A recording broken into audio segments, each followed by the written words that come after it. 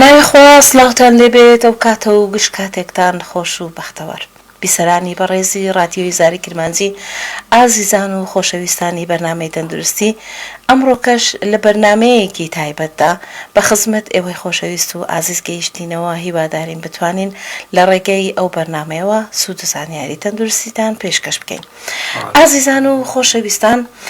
دیارە وەکو بەرنامەکانی پێشوش کە بەرنامەیەکی تەندروستی با بڵێن ئاراستەی ئێوەی خۆشەویست ئەکرێتن و هەروەها چەندین سوود و زانیاری تەندروستی پێشکەشی ئێوەی خۆشەویست ئەکرێت لە ڕێگەی پسپۆڕان و هەروەها پزیشکانی بواری تەندروستی. ئەم جارش لە ڕێگەی ئەو بەرنامەیەوە چەندین بابەتی تەندروستی دەربارەی چارەسەری سروشتی پێشکەش بە ئێوەی خۆشەویست و ئازیز دەکرێت. ڕەنگە زۆر جار بە تایبەت ئەو هاوڵاتیانە کە بە ساڵاچوون یاخود با بڵێن ئازارێک دروست دەبیت و پێویستە کە سەردانی چارەسەری سروشتی بکات و چەندین زانیاری دیکە کە ئینشاءالله لە درێژایی ئەو بەرنامەیە پێشکەش بە ئێوەی خۆشەویست و ئازیز دەکرێت. میوانی بەرنامەی ئەمڕۆمان زۆر بەڕێز کاک لوقمان نەبی حەسەن، پسپۆڕی چارەسەری سروشتی و هەروەها فیزیایی. من پێم خۆشە لە سەرەتای بەرنامەکە زیاتر خۆمان پێ بناسیێنی دکتۆر و بەخێربێ. سوپاس دەکەم، زۆر مەمنون بۆ رادیۆی زاری کرمانجی و بیسەرانی بۆ ئەم دەرفەتێک کە پێیان داوین. خۆم لوقمان نەبی حەسەن ئیبراهیم، پسپۆری چارەسەری سروشتی، دەرچووی پەیمانگای پزیشکی چارەسەری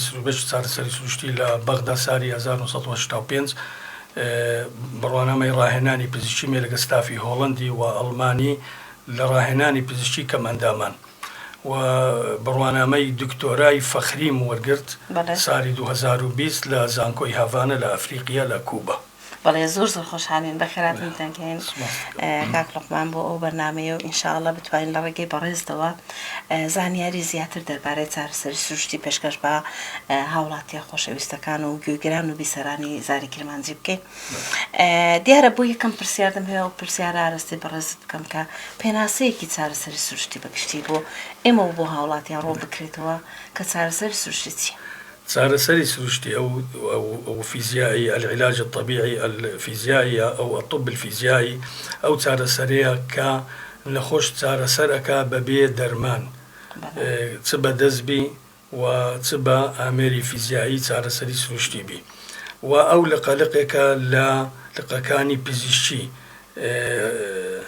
تەقدیمەکرێ بۆ ئەو نەخۆشانەی کە کەمەندامن یان ئازاری جومگەکەیان هەیە یان ئازاری ماسوولکەکەیان هەیە چارەسەریان پێکرێت یان هەر نەخۆشیێکی پەیوەندی بە ماسوولکە و جومگەکان هەبیت یان دوای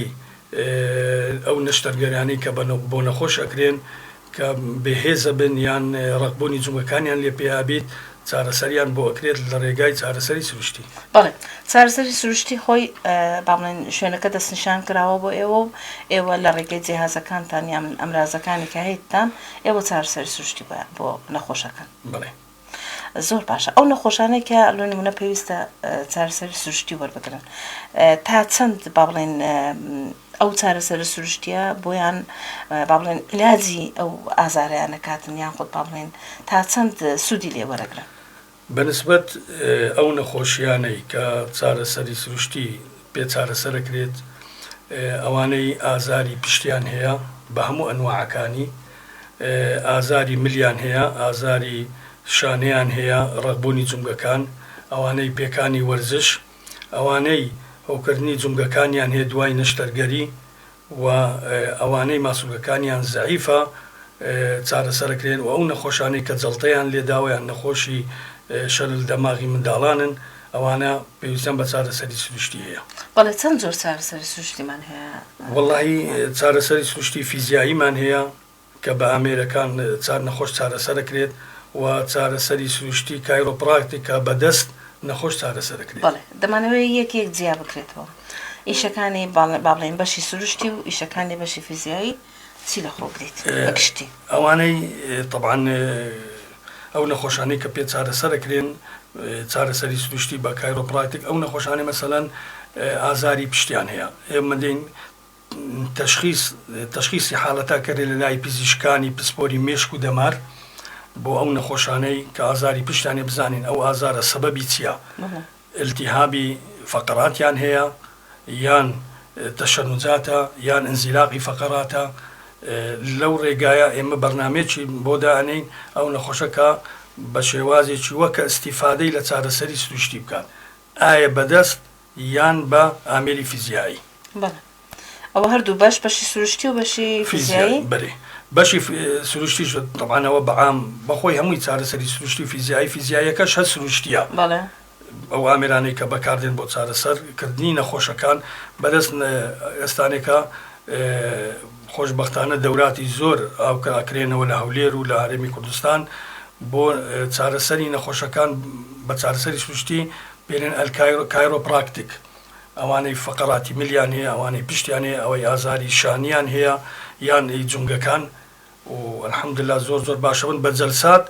و فەحسی تایبەتیان بۆ کرێت. تەمانە ئەو نەخۆشانە کە چارەسەرکرێن پێش هەموو تشت فەحسی ماسوولکەیان بۆ کرێت بزانین کام ماسوولکە زەعیفە کۆبی ئیشی لەسە بکرێت. هەر ماسوولکەیەک 5 دەرەجەی هەیە، بە پێی ئەو دەرەجانە نەخۆش چارەسەرکرێت. کاک لوقمان بابینەوە سەر ئەو بابەتەی کە لەو نمونە چارەسەری سروشتی بە ئەوەشی بکرێتەوە بۆ بیسەرە خۆشەویستەکانیش کە لەو نمونە کار لەسەر چی ئەکاتن؟ ئایا کار لەسەر ڕێگەکان ئەکاتن، کار لەسەر ماسوولکە ئەکات، با بڵێن بۆ بەهێزکردنی ئێسک با بڵێن چارەسەری هەیە سوودی هەیە چی ئەکات بەگشتی؟ ئەمە ئەشعە و با بڵێن مقناتیسە چی هەیە یان خۆت گەرمکەرەوەیە ئەو جیهازانەی کە بەکاردێن دەبێت زیاتر ئاشنا بن هاوڵاتیان بۆ بابەتانە. هەر حاڵەتێک کە چارەسەرەکرێت حەسەب حاڵەتی نەخۆشیەکەیە، یعنی نەخۆشی هەیە لەوانەیە پێویستی تەنها بە مەساجە، مەساجیش ئەنواعی هەیە بۆ پشت، یان پێویستی بە ئامێر هەیە وەکو جیهازی تێنسە، جیهازی ئەشعە تحت الحەمڕایە یان سەحبی فەقەراتە، ئەوانەی ئینزیلاقیان هەیە ئەو بەنسبەت پشت. ئەمە لۆ جونگەکان لەوانەیە ئەوانەی ئازاری جونگەیان هەیە شەرت نییە سەوەفان بی مەسەلەن یان ئەوانەی دوای نشتەرگەری گۆڕانی جونگە ماسوولکەیان زەعیف هەبیت پێویستە بە بەهێزکردنی ماسوولکەکانی ڕان، ئەویش بە هەندێک ڕێنمایی هەنا ئەدرێتە نەخۆش کە بەخۆی بکات، هەندێکیش لە سنتەرەکانی چارەسەری سروشتی بۆ نەخۆشەکرێ، یعنی چارەسەر ئەو حاڵەتانە حەسەب حاڵەتی نەخۆشە. بەڵێ حەسەب حاڵەتی نەخۆشی با بڵێن جیهازەکانیش یان خۆت با بڵێن چۆنیەتی پێدانێت چارەسەری سروشتی ئەگۆڕدرێت لە کەسێک بۆ کەسێکی تر. بە تایبەتی ئەوانەی با بڵێن نەشتەرگەریان بۆ ئەکرێت یان خۆت زۆر بێ هاوڵاتیان بەداخەوە بۆ کەمکردنەوەی ئازار ڕەنگە پەنا بن بە بەرحەب خواردن یان خۆت با بڵێن چەندین حالەتی دیکە ڕەنگە چارەسەری سروشتی باشترین چارەسەر بی بۆ ئەو بابەتە. ئایا بەکاردێت بۆ کەمکردنەوەی ئازار یان خۆت با بڵێن بەهێزکردنی ماسوولکە وەک لە وڵاتەکان با بڵێن ئەنجامەدرێت؟ وەڵڵی بخۆی بەعام ئەوانەی نەشتەرگەریان بۆ کرێت گە نەخۆش چەند تەحمل بکات بەبێ دەرمان چارەسەر بکرێت طبعاً زۆر باشترە. چارەسەری سروشتی طبعاً بەهێزکردنی ماسوولکەیە، طبعاً دوای نەشتەرگەری لەوانەیە ڕقبوونی جونگەی لۆ پێیابیت، ئەتوانین هەندێک جێڵ هێنا کە نەخۆش لە پێی بدات بەبێ عیلاجی کیمیاوی بخوات کە تاسیراتی زۆریە لەسەر گەردەوە چەند اختصاصی من نییە، تەنها چارەسەری سروشتی استیفادەی زیاترە بۆ نەخۆش نەک بە دەرمان ئەگە نەخۆش تەحمل بکات. وداوا لە هەموو وڵاتیانەکەین، یعنی ئەوانەی ئازاری پشتیان هەیە ملیان هەیە الحەمدلله ئێمە لە نەخۆشخانەکان ئێستا لێرە لە سۆران نەخۆش چارەسەرەکرێت، لە سنتەرەکان نەخۆش چارەسەرەکرێن و معالج طەبیعینە بەتوانامان هەنا بۆ چارەسەری ئەو حاڵەتانە و زۆر باشیشە بن. بەڵێ دیارە هەروەک باسیشت لەوە کرد، ئێمە پێم وایە لە حەوزی سۆران یعنی لە ئیدارەی سەربەخۆی سۆران بەگشتی ئێمە لە نەخۆشخانەی ئاشتی بەشی چارەسەری سروشتیمان هەیە. تا چ ڕادەیەک ئەو بابڵێن ئەو بابڵێن ئەو بەشە لە نەخۆشخانەی ئاشتی توانیتی بابڵێن بۆ هاوڵاتیان ئەو چارەسەریە دابین بکاتن؟ وڵی بەعام طبعاً من کە خۆم لەوێ بوویمە الحەمدلله ئەو ئامێرانەی کە دابین کراینە لە نەخۆشخانە ئامێرانی زۆر باشن و زۆر پێشکەوتونە، یعنی لەسە ئاستی سۆران و هەرێمی کوردستان الحەمدوللا. بەڵام پێویستی هێشتا بە ئامێری باشتر هەیە، پێویستی بە ستافی عیلاج طەبیعی هەیەوانی دەرچوانی زانکۆ کە ئێستا ئیشی لێ ئەکەن زۆر باشیش الحەمدوللا، و نەخۆشینە زۆر لەوێش استیفادەیان کردیان. بەڵێ ئەمن لە با بڵێن چەندین شاری هەرێمی کوردستانیش چەندین سنتەری زۆر زۆر با بڵێن باش و بەهێزمان هەیە کە بەڕاستی هەر وەک خۆم لە بواری تەندروستی ئیشەکەم زۆر جار گوێبستی ئەوە بوویمە کە هاوڵاتیان لە شاری سۆران سەردانی بۆ نمونە ڕانیایان کردێ، بۆ نمونە شارەکانی دیکەیان کردی بۆ ئەوەی کە عیلاج سەبیعی وەربگرن. ئایا ئەمە چ جێوازیەکی با بڵێن لە ڕانیە هەتا سۆران چ جێوازیەک لە بواری چارەسەری سروشتی هەیە، یاخود با بڵێن ئەو سنتەرانەی کە لەوێ هەن چی زیاتر لە سۆرانیان هەیە بۆ ئەوەی کە هاوڵاتیان سەردانی ئەو شوێنە دوورە وڵا هیچ جیاوازی نییە، تەنها حاڵەی نەفسی نەخۆشە پێشی هەموو شتێک. لەوانەیە نەخۆشەکەیە قەناعەتی بە سەنتەرێکە بی، قەناعەتی بە سەنتەرێکی دیکە نەبی. نەخۆشەکەی لەوانەیە قەناعەتی بە دکتۆرەکە بی، قەناعەتی بە یەکی دیکە نەبی. قەناعەتی شخصیە، ئەوە بە هیچ جیاوازی نییە. ئەگەر ناجیهازەکان هەمان جیهازن هەمان جیهازن و احتیمالە وەڵا باشتریش بن، چ لە سەنتەرەکان و چ لە نەخۆشخانە جیهازینە زۆر پێشکەوتومان هەیە. ئامارێکم ئەوێت ئایا سنتەرمان لە سۆران هەیە دەربارەی نمونە تایبەت بە چارەسەری سروشتی؟ برێ هەمانە هەیتان بەسە منانەوێ ڕکلامی لۆ خۆ بەڵێ دەستخۆشیتان لەکەین. بەڕێز کاک لوقمان ئەوەی کە من بەبیرم دێت لەو بارانەی لە با بڵێن لە سەرەتای کارکردن دەستپێکردنی کارکردنم بەڕێزت با بڵێن خزمەت بەو بوارە ئەگەینی بە بواری چارەسەری سروشتی. بەڕاستی هەر وەک باسیشت لێوە کرد 17 ساڵ تۆ بەردەوام کارت لەسەر من طبعا لە کۆمەڵی سۆران وەکو خۆبەخش بۆ ماوەی 7 سال کارم کردووە، تەنسیبش کرام و بەشی چارەسەری سروشتیم دانا لە کۆمەڵی سۆران بۆ چاودێری پەکەوتوەکان. دوای ئەوە 2015 بە فەرمانی وەزارەتی تەندروستی بنکەی تەندروستی زەیتونیش لەوێ دانرا و سنتەرەکەش بەردەوام بوون لە کارکردن. بەڵام ئێستا لە بەرکەمی ستاف و لەبەرەوە ئیشەکان وەکو پێویستنی وەکو جاران.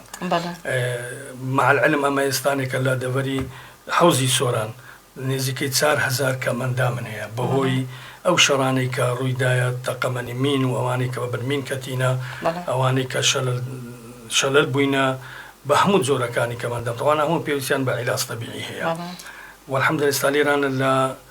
ئۆرتۆبیدی سۆران لەوانەیە ڕۆژانە نەخۆش مراجعەی وێ ئەکات. بەس ئەمە حالیان ئێستا لە بنکەی زەیتون ئەو سەنتەرەمان نییە، داخرایە کە پێشان هەبوو.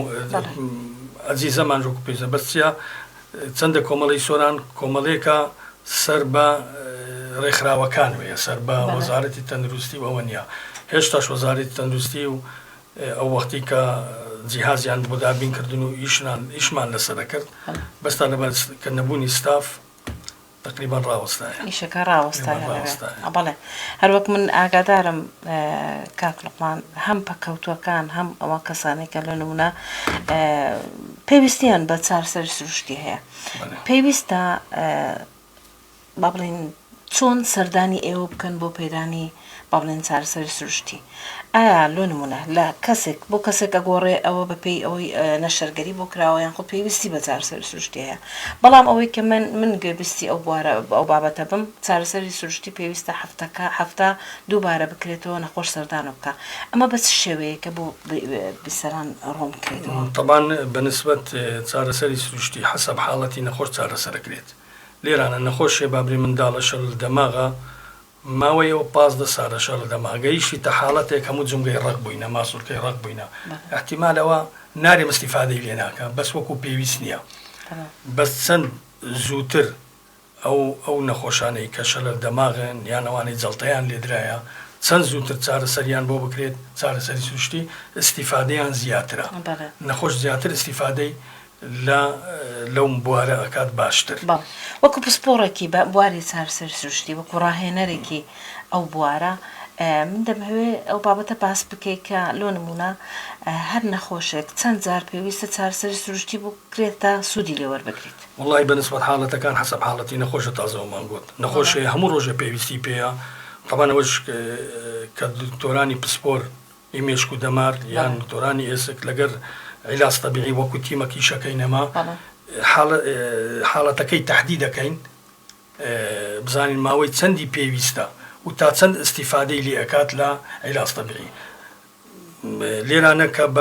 بەرنامەی تایبەت لۆ نەخۆشدانین حتما استیفادێکی هەر ئەبیت نەخۆشی شێ تازە و چوەم گوتەگە حاڵەتەکەی زۆر وەکو نەخۆشێک دێ مەسەرەن باسی شکایە ئەوە 2 سارە حاڵەت لێرانە مەراحل هەیە ڕقبوونی جونگا مرحلەی تەحەدود یعنی ڕقبوونەکی جزئی پێرێن نەخۆش لەوانەیە دەستی بێتەوە ئەگە چوبی تۆجێ خۆ بە شێوازێکی ڕاست کە گەیشتە مەرحەلەی تەکەلوس یعنی هیشکبوونی جونگە پاشی 2 ساڵ ئەتەوێت نەخۆش چارەسەر بکەی لێرانە استیفادەی نابیت چونکە ڕق بۆ تەواو کۆتایی هاتیە احتیمالە لە بەنەشتەرگەری بی پاشیەوەی هەم دەبی بێتەوە چارەسەری سروشتی بۆ بکرێت. ئەو کەسانێک کە سەردانی بەڕێز دەکەن لە یەکەم جار ڕاوێژ لەگەڵ بەڕێز دەکەن ئایا تۆ با بڵێن استفادەی ئەو نەخۆشەی لەو چارەسەریە پێی ئەڵێ لەسەرتاوە؟ والله لێرانە حسب حاڵەتی نەخۆشات و نەتوانی برێ نەخۆش وڵا 100% تو چاکەبی یعنی نەخۆش لۆ دێ ئەنزیلاقی فەقەراتی هەیە هاتیتە عیلاج طەبیعیان لۆ نووسی ئەوە وەکو شانسێکە ئەیدرێتێ نەخۆشێ بەرێ استیفادەی لێ کردیان بەسە تو نەتوانی یعنی بەڵێن بدێ نەخۆشی برێ وڵا وەرێ سنتەر و 100% تو چارەسەرەکرێ و چاکەبی نەخێر حسب حاڵەتی نەخۆشە نەتوانی. دکتۆر ماوەکانی پێشوو تقریبان چەند ساڵ لەمەوبەر من جارێک سەردانی بنکەی تەندروستی زەیتونەم کرد بەڕێز لەوێ بەڕێوەری بنکە بووی هاتمە ژۆرێ منداڵی زۆرم لەوێ دیت کە چارەسەری سروشتیان بۆ کرا دەمەوێت ئەو بابەتە باس بکەین منداڵەکان چۆن چارەسەری سروشتیان نەکرێت بۆچی هاتبوونەوە دەر ئەو ڕۆژ ئەو منداڵانەی شەلەر دەماغ بوونێمە طبعا بەرنامەی تایبەتن لۆ داهەنان استافەتشم لەگەدا بوو دکتۆرەکی هۆڵندیشم لەگەردا بوو ڕێکخراوەکان نەنجی بەڕێز کاک عەبدولواحید وانێزار ڕەحمەتی لێبی کە سەردانی دەرەوەی وڵاتی کردو لە هۆڵندا بەرنامەی تایبەتی هینە بۆ چارەسەری ئەو نەخۆشانە و دایە مەستیفادەن لێ کرد الحەمدوللا ئەو نەخۆشانن چارەسەرە کرد حەسەب حاڵەتەکان زۆر استیفادیان کرد ئەمە کە نەخۆش دەهات وێنەمان بۆ ئەگرت فەحسە نەکرد بیدایەتی چۆنە حاڵەتەکە پێشی چارەسەرکردن و دوای چارەسەرکردن ئێجا ماوەی 2 مانگە 3 مانگە زیاترە ئایا چۆن بۆ نەخۆش لێرانە تەقیمی نەخۆشەکرد زۆر حاڵەتمانی الحەمدلله زۆر باش بووینە وەکو خواردبوونی پێرنکلا فوت ئەوانە هەندێک نەشتەرگەریان بۆ کرا هەندێک بەبێ نەشتەرگەری چارەسەرکردن کورتی دەماری پێ بوو ئەوانەی پێ ئەو نەخۆشانەی کە بەتایبەت منداڵان بەعام منداڵان ئەوانەی پێیان ناکرا بڕۆن ڕۆیشتنیان تەواو نەبوو موازنەیان تەواو نەبوو لەگە ستافی هۆڵندی و ئەڵمانیشم وڵا لەگەدا بوون ماوەچی زۆر نەخۆش استیفادەیان لەوە کرد. بەڵێ کە بەڕاستی داخلی من وەکو ڕاگەاندنی تەندروستی دیارە سەردانی ئەوەم کرد کە داخلی با بڵێن ئەو هۆلە بووم کە تایبەت بوو منداڵان هەندێک بابەت و با بڵێن کەرەستەی یاریکردن یان بڵێن کەرەستەی ڕۆیشتن و ئەو شتانە بەڕاستی زۆر سەرنجی ڕاکێشە بە تایبەتی ئەو کەسانەی کە حالەتێکی نەخۆشیان هەیە لە ماڵەوە تا چەند با بڵێن ڕێنەمای ئەو هاوڵاتیانەکەی با بڵێن فەزایەکی بەو شێوەیە لە خێزان لە ماڵەکەیان دروست بکەن بۆی کە منداڵ زیاتر بتوانێت جوولە بکات و زیاتر چارەسەری سروشتی فیزیایی وەربگری لەو کات. طبعا ئێمە ئەو منداڵانەی کە داهاتن چارەسەرن بۆ کردن تقریبا مانگانە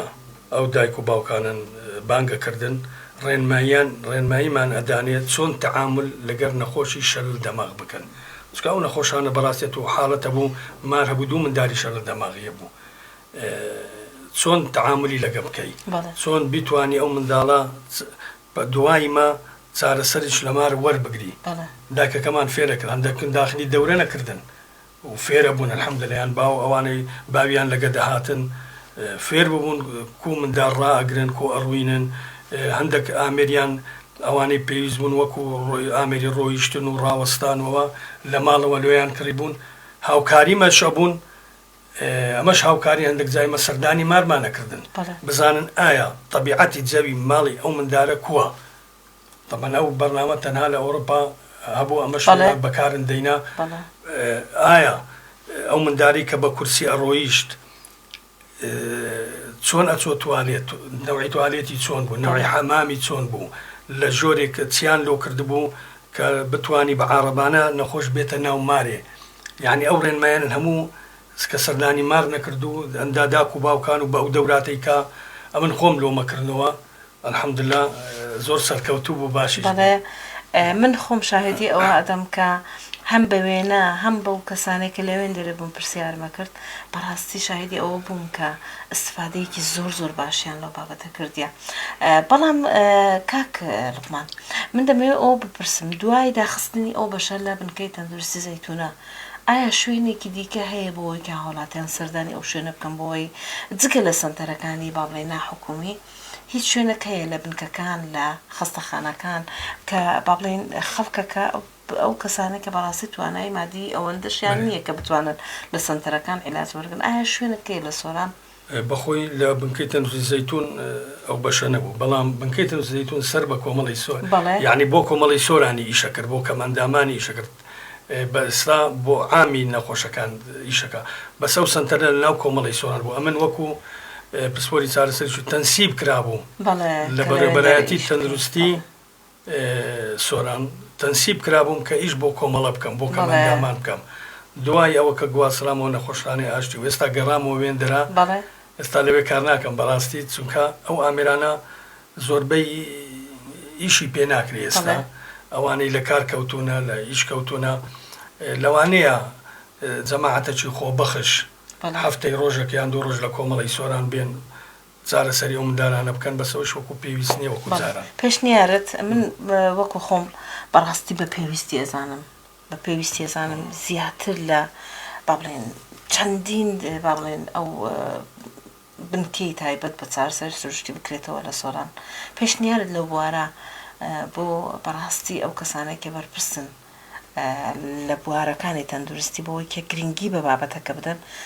پێشنیارت بۆ ئەو کەسانە چیە واللهی پێشنیارم ئەوێن ئێستا ئێمە لە حوزی سۆران تقریبا 4,000 کەمەندامنێک کە پێشی ئێستا بەحسم کردیا و پێویستیان بە چارە سروشتی هەیە طبعا پێویستین بە نەخۆشخانەی تایبەت هەیە بە چارەسەری سروشتی کەم ئەندامان کە ئەو نەخۆشانە کە لە مارکەتینە ئێستانێکە و سەردانیان بکرێت ئەگەر چنە بێ هەفتەی یەک جار و ڕێنمایی تەندروستیان پێ بدرێت و ڕۆژانە نەخۆش لەو سنتەرانە چارەسەر بکرێت زۆر پێویستە و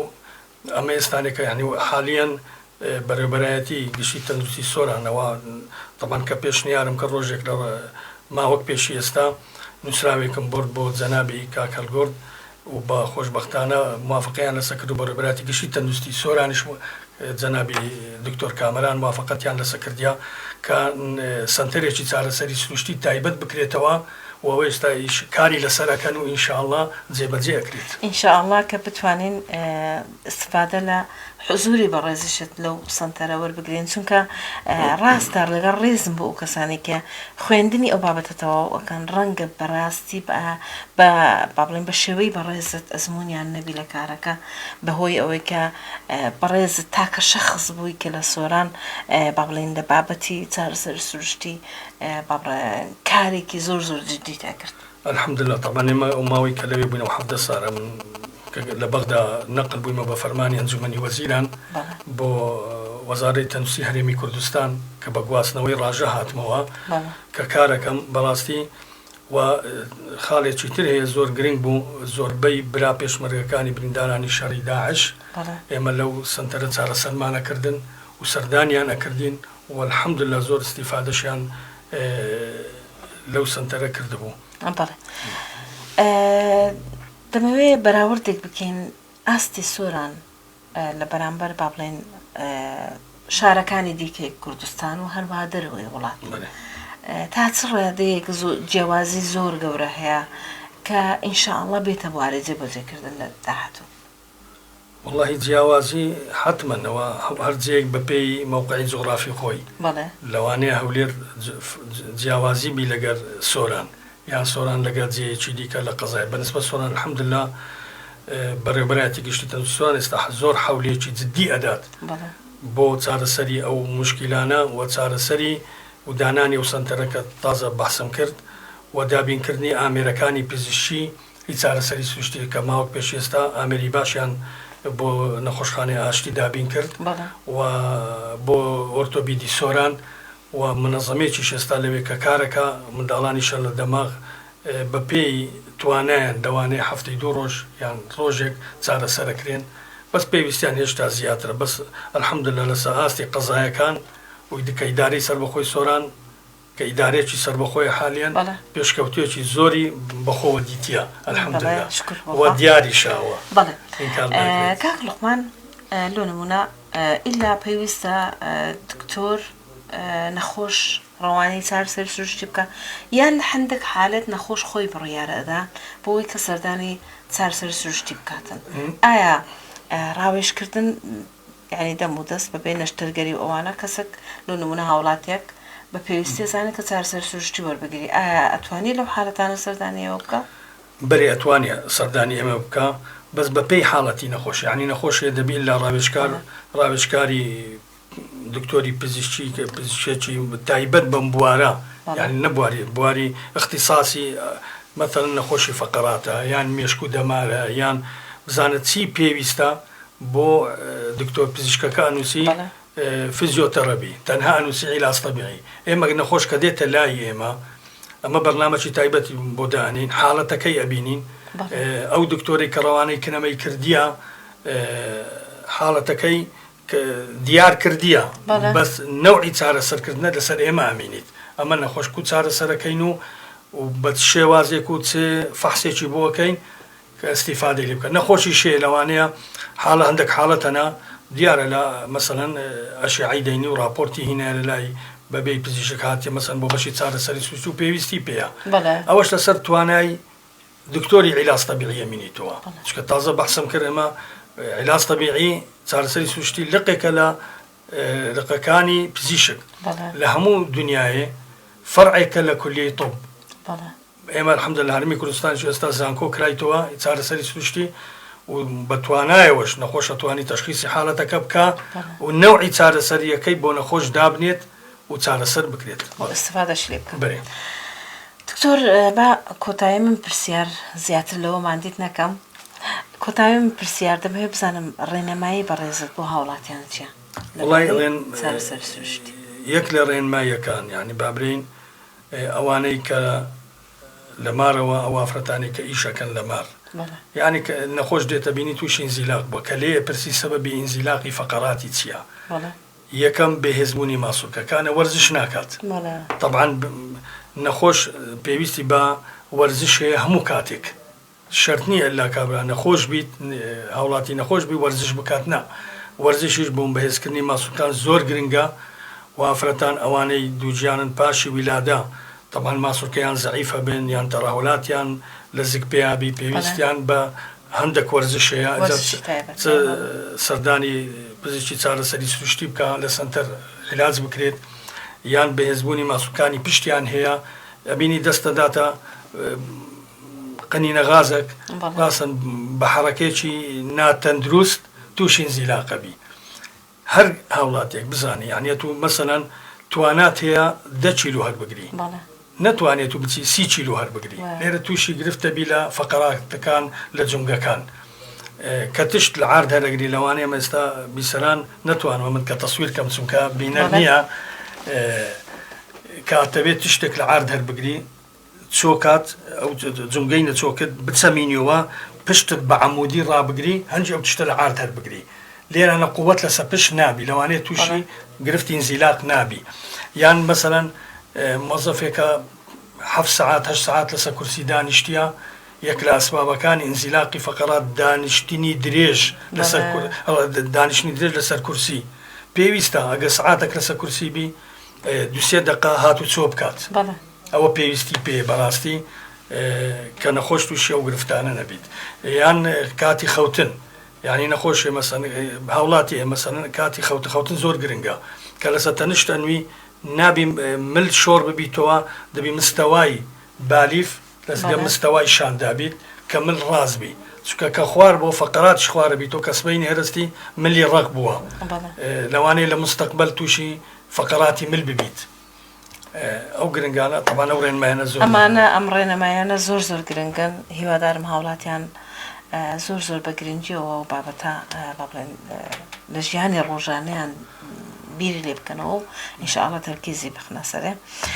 دکتور مدمه لکوتایی اگر شتک پرسیارک شتک هیکا من بیرم شو بیتو بابلن باسی دیو کم برز دکر شتک تهبیتن والله يك لو انا دانش تازه تشش ما نبي دانشتني دروس لسر كرسي بله يعني يك لا اسباب كاني ازاري بشت نخو اولاتي بيني كدانش لسه كرسي خودريجكا يعني بن وضعيتي ناشيا وناتندرس دانش دائما دانشتن لسه كرسي بشوازي شي مستقيم بنوع الدرجه يعني بونو عبي نوع الدرجه اولي انا توشي حالتان نابي ورزش كردن زور جرينجا تازه بحسن كرد استامن بخوم تمن مشي يك ساره جروبي شاخواني سوراني شو الحمد لله ان شاء الله براستي مهمة براستي هم سيري برزت بكانوا ان شاء الله برزت بكون نمونه يكبر بكرن زور دس خوشيت لكن كاك لقمان كامرك باش داري برنامج كيمات كردو براستي من وكو خمسودي زور لورقد ان شاء الله بتوانين هاولاتيانش سوديان لور بكري لور قرتبيتو ان شاء الله لجياني روجانيان براستي بجرينجيوا بابا كاني كبرزت امرو باست لوكرت لجياني روجانيان زي بزبك وتشتكي جرين الشيء تازه بحث بكين لواني لبيرنسو بالنسبة على سلسلة شيء شرطني بو إلا بو نخوش بيت يعني استال الدروا بزانا أواني بتمنن سنتري تايبت يعني بو داندراوا ويمشي استال هدمي كنتان سنتري دايك لير لسوران داندرايا تشتكي واهي بو أواني كبصالات شونا سنتري كان بتايبت لناو أو لناو سنتر بكريتوا كأواني بصالاتون أواني بتمنن بهزبوني ماسور كان يعني ورزشيان بي بكريت راهنان بي بكريت بتوانن هنبي أداي روجانيان إخوان بي بكريت لتشونو هاتنو هستانو دانشتنو أواني بتوانا أو زور جرينجا بس خوش بهندك بابتن لأو برنامج باسكت بس ده بقول ما بدي إن شاء الله لبرنامج كان ده هاتوش لكاتي وساتي كديك إن شاء الله بتوانين زاري كديك إما صوت لبابتها كاني برزت وربكري إن شاء الله من بخوم آمادما زور سباس هر وقتك هر سنتريك بيوسي بيما بي سنتري حكومي بي أهلي بي هرتيها بي كهاوكاريان بكين وراهنان بوانا بكين اواني درسوي زانكوي نونا لري بربراتي تنسي سوران بخوش بختانو ان شاء الله اما امادين هاوكاريان بكين وبهمو نوعيك ان شاء الله وببيت جوازي زور سباس تسخوشت لكن بخيرات انت كين دوباره وسبارة ان شاء الله هر تمن دريج بيو دبري سوران براسي بي بي سي نموني برزتها سپاسی جنابشتکین و سپاسی رادیو زاری کرمانزی کین بو او درفته که دائما و که هاولاتیانی سودی لیول بگرن زور سپاس بله عزیزان و خوشویستان دگینا کوتاهی برنامه هیوادارین تا کاتو ساعتی کی تر همیشه تندرست بجین و ان شاء الله بتوانن لبرنامه کانی دهاتوش هرگی بستی برنامه کی اما بن عزیزان و خوشویستان بخوای گورتان اسپرین و مالا